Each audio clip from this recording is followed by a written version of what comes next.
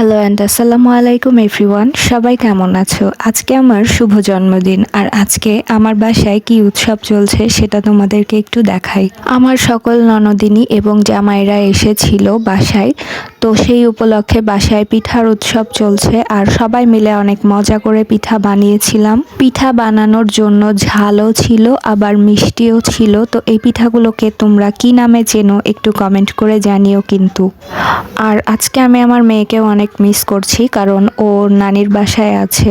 সবচেয়ে বড় কথা হলো সবকিছুর মাঝেও আমি আমার শ্বশুরকে অনেক বেশি মিস করছিলাম। তিনিও আমার আরেকটা বাবা ছিলেন। আমি আমার প্রতিটা জন্মদিনে ওনার কাছে দোয়া চেয়ে নিতাম, তো এইবারটা হলো না। তবে আমার বিশ্বাস উনি মন থেকে যেখানেই থাকুক আমার জন্য অবশ্যই দোয়া করবেন। তো এই ছিল আজকে আমার পিঠার ভিডিও।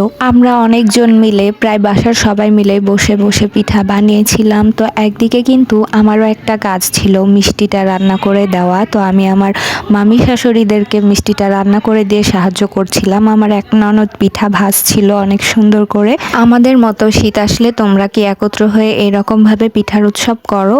কে কিভাবে পালন করো সেটা কিন্তু অবশ্যই কমেন্ট করে জানিও। আর ভিডিওটা দেখার জন্য সবাইকে অনেক অনেক ধন্যবাদ। লাস্টে তো আমি একটা খেয়েও নিয়েছি, বেশ মজাও হয়েছিল।